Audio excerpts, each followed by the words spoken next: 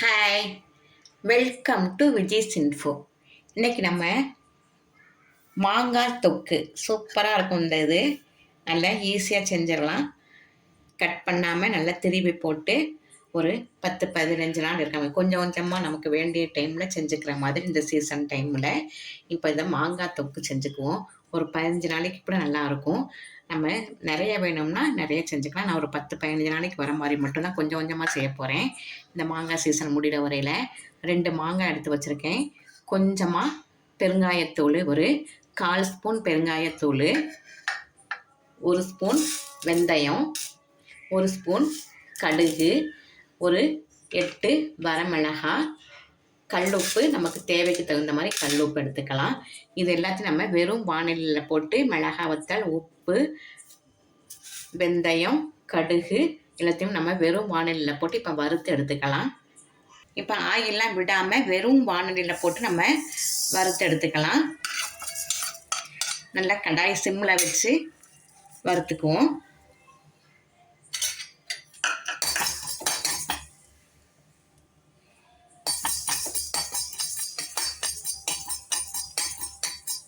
இந்த தொக்கு நம்ம டக்குன்னு செஞ்சிடலாம்.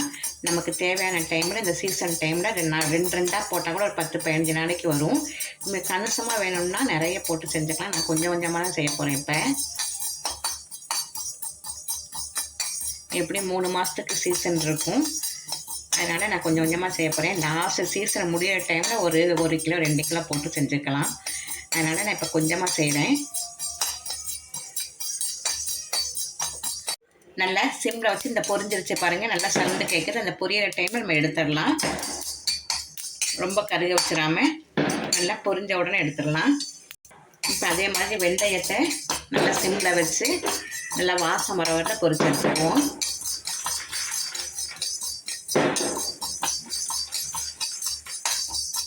கருகிடாமல் வாசம் வந்தால் போதும், எடுத்துடலாம்.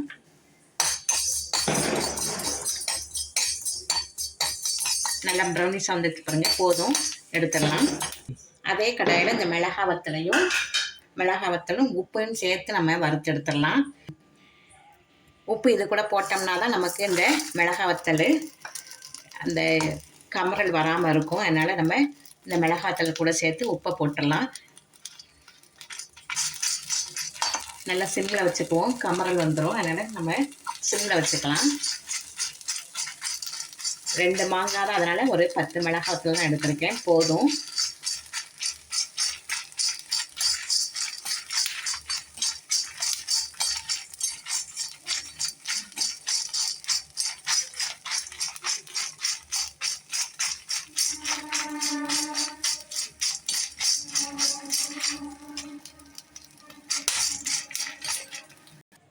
இப்போ நான் 2 மாங்காயை நல்லா கழுவிட்டு ஈரம் போக நல்லா தொடச்சி வச்சுருக்கோம் பாருங்கள். ஒரு சொட்டு ஈரமில் நல்லா தொடச்சி எடுத்துடணும். இதை நம்ம திருவிக்கலாம்.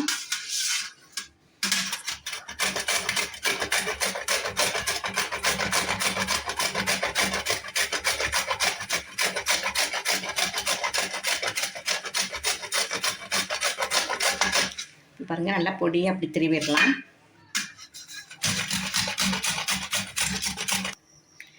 இப்போ நம்ம ஒரு கடாயில் நல்லெண்ணெய் விட்டுக்குவோம். உங்களுக்கு நல்லெண்ணெய், கடுகு எண்ணெய் பிடிக்கும்னா கடுகு எண்ணெய் விட்டுக்குங்க, நல்லெண்ணெய் விட்டுக்கலாம். நான் ஒரு 2 ஸ்பூன் நல்லா தாராளமாக நல்லெண்ணெய் விட்டுருக்கேன். கடுகு எண்ணெயும் டேஸ்ட்டாக தான் இருக்கும். நான் நல்லெண்ணெய் விட்டுருக்கேன். இப்போ அதில் கொஞ்சமாக கடுகு உளுந்தம்பருப்பு போட்டுக்கலாம். எண்ணெய் நல்லா சூடாயிருச்சு. இப்போ இதில் 1 ஸ்பூன் கடுகு விட்டுடலாம். கடுகு நல்லா வெடிக்கட்டும்.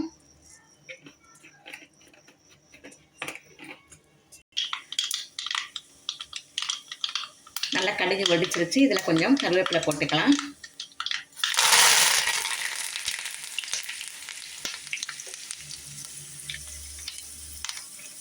இதிலே நம்ம திருகி வச்சிருக்கிற மாங்காயை போட்டுடலாம்.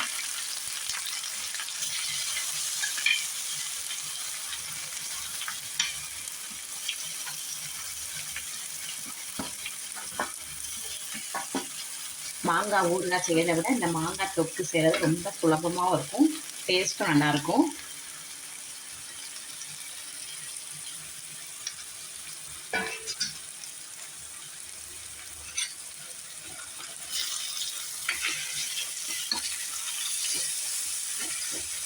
நல்ல எண்ணெயில் நல்லா சுருளை வதக்கிடலாம். ஒரு 2 நிமிஷம் நல்லா வதக்கிடுவோம்.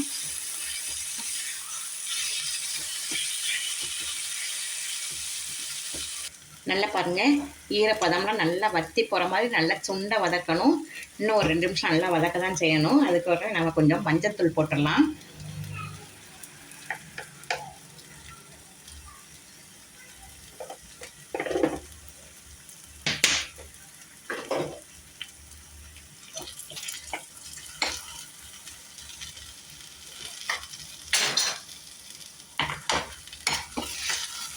நல்லா சுருளை நல்லா வதக்கிடுவோம். ஈரப்பதம் சுத்தமாக இருக்கக்கூடாது, அப்போ தான் நல்லா கெடாமல் இருக்கும். நல்லா சிம்மில் வச்சு நல்லா வதக்கலாம். பாருங்கள், நல்லா நம்ம திருவி போட்டதை விட எவ்வளோ கணிசமாக இருந்தது இப்போ நல்லா சுருங்கி போச்சு பாருங்கள். இன்னும் ஒரு நல்லா 2 நிமிஷம் வதங்குறப்ப இன்னும் கொஞ்சமாக தான் ஆகும். அதனால் நல்லா வதக்கட்டும்.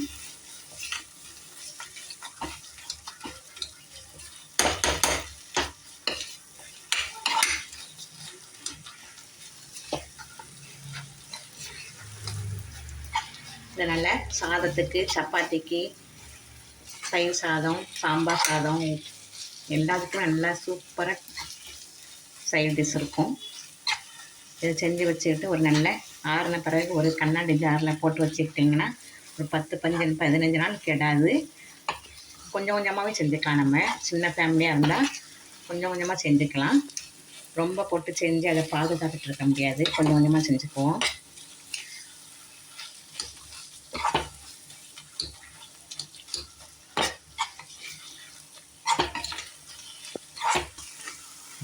பாருங்கள், நம்ம போட்ட எண்ணெயெல்லாம் அப்படியே வெளியே வருது பாருங்கள்.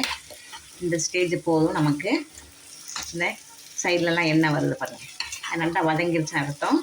இப்போ நம்ம எடுத்து வச்சுருக்கோம். நல்லா பொடி பண்ணி வச்சுருக்கோம் இல்லையா, மிளகாய் வத்தல், கடுகு, வெந்தயம், அந்த தூளை போட்டுடலாம். நல்லா பொடி பண்ணியாச்சு பாருங்கள். மிக்ஸி ஜாரில் போட்டு நல்லா பொடி பண்ணியாச்சு. அதை இதில் சேர்த்துடலாம்.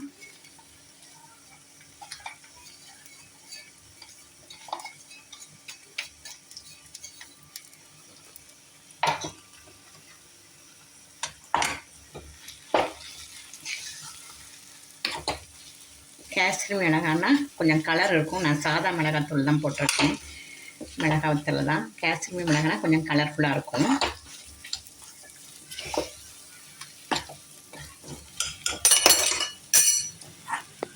கொஞ்சமாக காயத்தூள் எடுத்து வச்சுருந்தோம்னா பெருங்காயத்தூள் அதையும் போட்டுடலாம். இதிலையே நல்ல மணமாக இருக்கும்.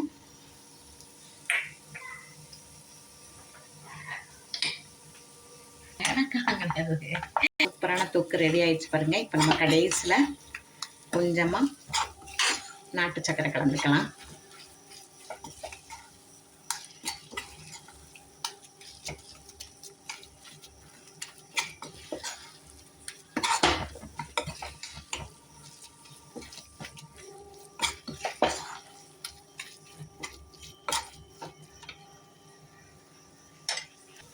ஒரு 1/4 ஸ்பூன் மட்டும் நாட்டு சக்கரை கலந்துக்கிறேன்.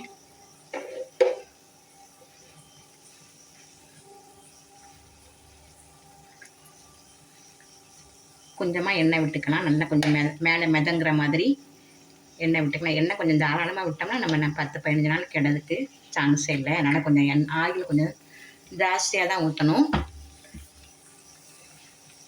அவ்வளோதான், ஸ்டவ் ஆஃப் பண்ணிடலாம்.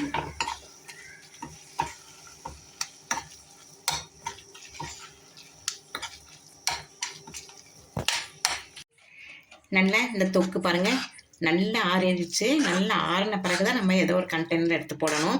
கொஞ்சம் வெதுவெதுன்னு இருந்தால் கூட எடுத்து வைக்காதீங்க. நல்லா ஜில்லுன்னு ஆறின பிறகு எடுத்து ஒரு கண்டெய்னர் நம்ம ஸ்டோர் பண்ணிக்கலாம்.